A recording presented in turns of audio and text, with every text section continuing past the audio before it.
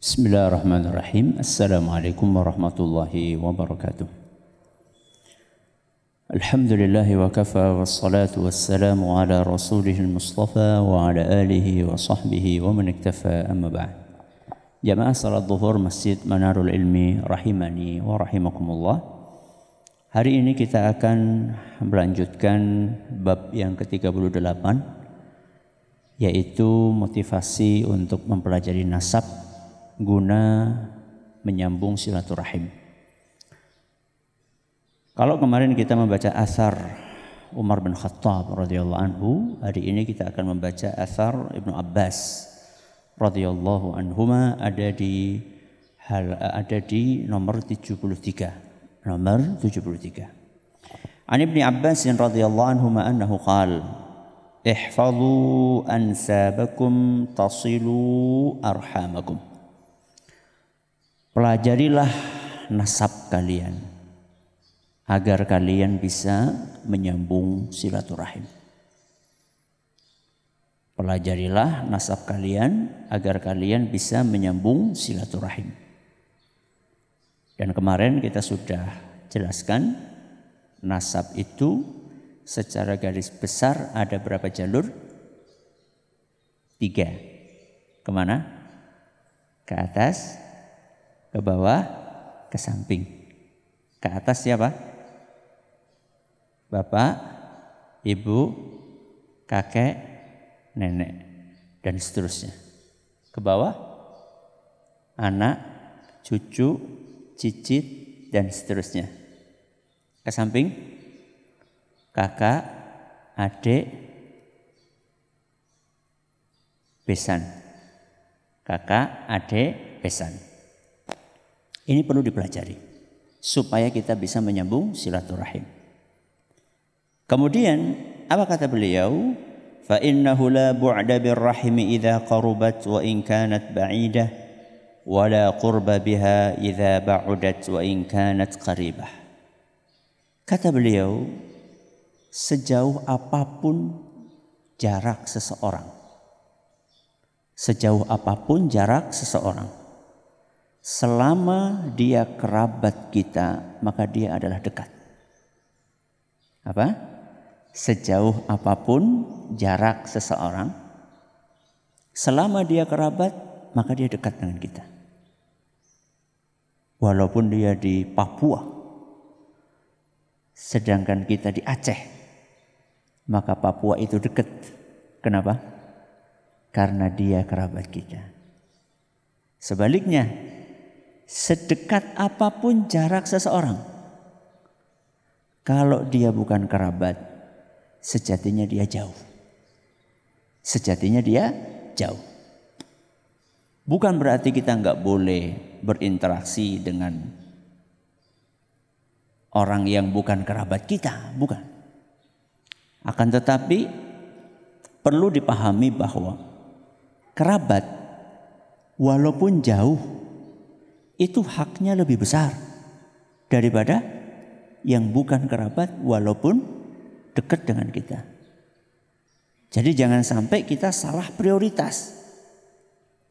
Jangan sampai kita salah prioritas. Apalagi seandainya kerabat itu posisinya dekat dengan kita. Ya. Sehingga kata para ulama, tetangga yang kerabat dan muslim, apa? Tetangga, kerabat, muslim, maka dia punya 3 lapis hak yang harus kita tunaikan. Hak dia sebagai tetangga, hak dia sebagai muslim, hak dia sebagai kerabat.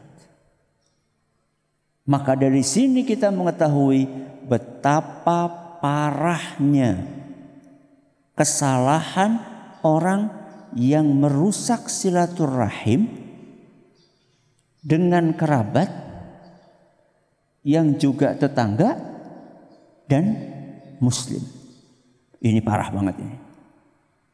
Sudah tetangga, kemudian apa? Kerabat, muslim pula. Kalau sampai diputus dengan orang yang modelnya seperti ini adalah kesalahan yang paling parah. Ya. Maka coba kita lihat, kalau di kampung rata-rata depan, belakang, kanan, kiri itu kerabat. Bahkan bisa jadi satu RT, kerabat semua. Depan kakak, belakang adik, samping Pak D, samping kiri Bude, agak sana dikit besan, sananya lagi ponaan, sininya lagi. Ini semuanya kerabat ini, dan jaraknya dekat-dekat. Maka bisa jadi sulitnya ekonomi kita, susahnya rizki kita, bisa jadi pemicunya adalah karena kita tidak menyambung silaturahim. Dan nanti di hari kiamat, kata Ibnu Abbas radhiyallahu anhuma, rahim ini akan menghadap dan laporan kepada Allah. Wa kullu rahimin atiyatun yaumal qiyamati amama sahibiha. Dan rahim itu akan menghadap kepada Allah Azza wa Jal, melaporkan tentang apa yang dilakukan oleh masing-masing dari kita. Tashhadu lahu bisilatin in kana wasalaha. Rahim ini akan bersaksi kepada Allah Subhanahu wa taala kepada kita kalau kita menyambung. Wahai Rabbi, ini orangnya baik. Kenapa? Karena aku disambung sama dia. Orang ini, wahai Rabbi, rajin menyambung silaturahim. Sebaliknya, wa tashhadu lahu wa alaihi biqati'atin in kana qata'aha. Dan di waktu yang sama rahim juga akan melaporkan orang-orang yang memutus silaturahim. Yang ini dapat pahala, yang ini akan mendapatkan siksa. Yang ingin mendapatkan kenikmatan, yang itu akan mendapatkan azab dari Allah Azza wa Jalla. Maka jamaah yang kami hormati, ayo kita pelajari nasab kita. Cari semaksimal yang bisa kita lakukan. Hari ini kebanyakan orang berkunjung karena kepentingan duniawi. Hari ini rata-rata orang berkunjung karena kepentingan duniawi. Jarang orang berkunjung murni untuk apa? Silaturahim. Jarang. Mungkin kata-kata silaturahim ya cuma buat pemanis aja. Pertama kami silaturahim datang ke sini. Yang kedua harap ngutang. Tujuan utamanya sebenarnya apa? Ngutang. Bukan silaturahim. Tapi murni silaturahim. Datang silaturahim. Ya, bawa oleh-oleh ataupun tidak bawa oleh-oleh. Jadi jangan sampai oleh-oleh ini dijadikan sebagai penghalang untuk silaturahim. Dan suwe orang lain, orang dua apa-apa izin. Gak boleh kayak gitu. Ya kalau punya alhamdulillah. Kalau gak punya jangan. Kemudian menjadikan itu alasan untuk tidak silaturahim. Ayo kita ajak anak-anak kita. Kepada Pak D-nya, kepada Budenya, Pak Leknya, Buleknya. Kita ajak anak kita kepada ponakan. Ini harus kita hidupkan. Karena ini adalah ibadah yang dianjurkan di dalam agama kita. Dan ini tidak mungkin bisa kita lakukan kalau kita tidak kenal nasab.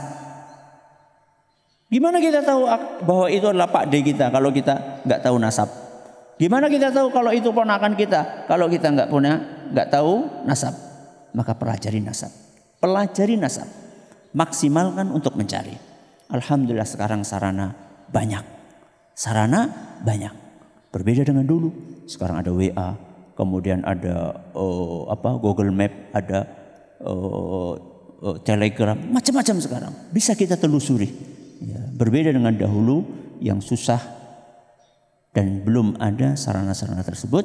Mudah-mudahan kita termotivasi untuk mempelajari nasab kita masing-masing dalam rangka untuk menjalankan ibadah yang namanya apa? Silaturahim. Mudah-mudahan bermanfaat. Kita akhiri dengan doa kafaratul majlis. Subhanakallahumma wa bihamdika asyhadu an la ilaha illa anta astaghfiruka wa atubu ilaik. Assalamualaikum warahmatullahi wabarakatuh.